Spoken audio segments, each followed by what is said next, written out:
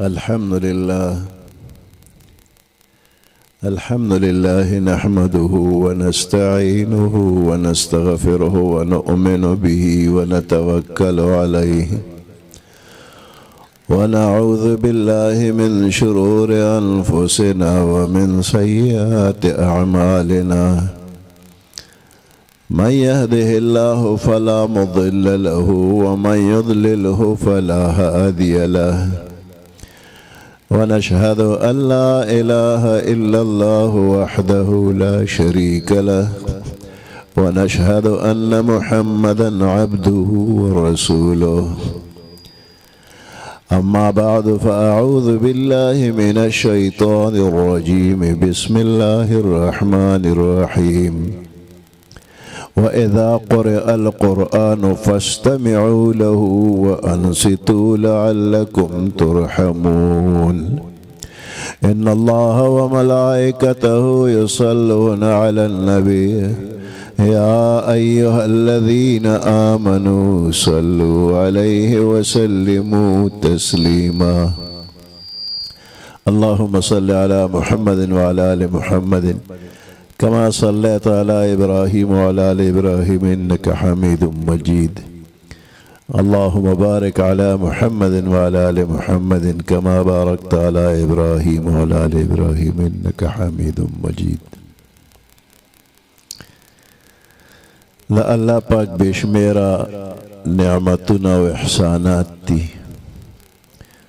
پدے بشمیرا نعمتنا کے قرآن پاک یو ډیر لوی نعمت تی دا ہدایت دا پارا 104 کتابونا اللہ را لگلی دی و قرآن تے عجیبہ شان ورکڑی دی کم مجلس کی چی دا قرآن پاک تلاوت کیگی التا دا رحمت فرشتے رازی رحمتنا برکتنا براوریگی او سمر خلق چی موجود وی نو اغی طولو تا دا اللہ حکم دادے چی دے قرآن شریف تا غوک کیگ دے دے تا چپ شے لعلکم ترحمون شاید چی پتاسو رحم اشی نو دا لعل او شاید لفظ شہنشاہانہ انداز کی یو مضبوطہ وعدہ دا کہ بندہ تا قرآن تا غوک ایک دا خام خادر باندے رحم کو نکا دا قرآن شریف ظاہری الفاظ تلاوت کی گی نو ہم ور تا غوک ایک دا او کا ترجمہ او تفسیر بیانی گی نو ہم ور تا غوک ایک دا لعلکم ترحمون دغشان دا پیغمبر علیہ السلام کل احادیث مبارک چی کم مجلس کے بیانی گی نا اغیتم وکیگ دا قرآن دا اللہ خبری دی او دا حدیث مبارک ہم دا اللہ خبری دی او فرق دومر دے چی دا قرآن پاک الفاظ او معنی دوارا دا اللہ دا طرفنا نازل شوی دی او دا حدیث مبارک معنا او مضمون دا اللہ دا طرفنا دا پیغمبر علیہ السلام ظلم مبارک کے ورواچو لشنو الفاظ دا پیغمبر علیہ السلام دا خلے مبارکی دی او پیغمبر علیہ السلام دا زاننا خبر نکی وما ینتق عن الہوا ان هو الا وحی یوحا نو حدیث مبارک ہم دا اللہ خبری دی گفتئی وہ گفتئی اللہ بود گرچ در حلقوم عبداللہ بود دا دوی دا گفت دا اللہ گفتے گرچ دا بندہ دا مرین آواز را ازی حدیث مبارک دا ہم غوکیگ دا او دغه شان فقها مجتهدین چې کوم مسئله بیانین او هغه تم وکېږدا لعلکم ترحمون فقها مجتهدین په دنیا کې سلور لوی لوی عالمان دي یو امام ابو حنیفه رحمت الله علیه د دنیا 80 کروڑ مسلمانان د امام صاحب مقلدین. دویم امام شافعی رحمت اللہ علیہ نو 25 کروڑ مسلمانان داغه مقلدین. دریم امام مالک رحمت اللہ علیہ 20 کروڑ کسان داغه مقلدین. او سلورم امام احمد ابن حنبل رحمت اللہ علیہ 15 کروڑا داغه مقلدین. دا یو عرب او 10 کروڑا مسلمانان د دې سلورو امامانو مقلدین دي. او دا شمیر پخوانه دی. 2017 کې 90 مردم شماری چې اوشلا نو د مسلمانانو شمیر د دوچن زیات شو. مخکې یو عرب 10 کروڑا اوس 2 کروڑا مسلمانان دنیا کې دي. او دا ټول د دې سلورو امامانو مقلدین دي. په شریک دیتا اهل سنت والجماعت ویل کیږي. هر یو امام وای چې زما د طرف نه کومه مسله درغله او هغه د قرآن نه مخالفه و یا د حدیث نه مخالفه و نو مې منع. نو معلومه شوله چې د دې مجتهدین علماو کومې مسلې دي نو دا د قرآن نه ثابت دي یا د حدیث نه ثابت دي. نو دې ته هم غوږ کېږده لعلکم ترحمون، شاید چې په تاسو رحم وشي. مسائل زده کول دام لازمی دی او هر بنده ته روزانه قدم په قدم مسله پیښیږي. خو موږ عوام عالم نه تپوس نه کوو، په خپل خواهش باندې قدم اخلو که صحیح شو که غلط شو. نو مسائل زده کول هم ضروری دی او قرآن زده کول، آیاتونه زده کول دا هم لازمی دی. نو د دې مسلو د زده کولو ثواب به څومره وي، اجر او ثواب به څومره وي.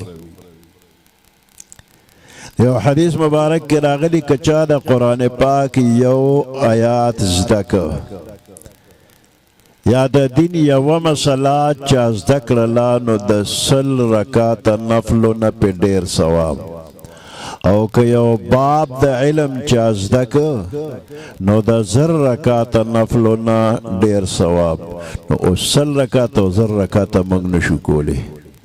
د الله نیکان بزرگان بندیان شته د دې نه به ډېر هم کولی شي، خو موږ ځان یادو چې موږ نشو کولی. ثواب به څومره نو د 2 رکاتو ثواب زه ویمه 100 د 1000 بیا په خپله حساب به وکړې. عیسی علیه السلام د یو دریاب په غاړه را روانو.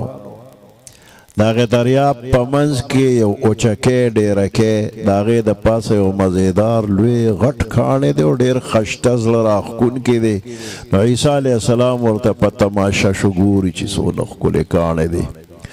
جبرائیل علیه السلام تشریف راوړو، وی کاڼي ته ډېر ډېر ګورې او د الله په قدرت جوړ دی، ډېر ښایسته دی، حیران یم ګورم. وی کاڼي ته نږدې شه نور عجایبات به ووینې.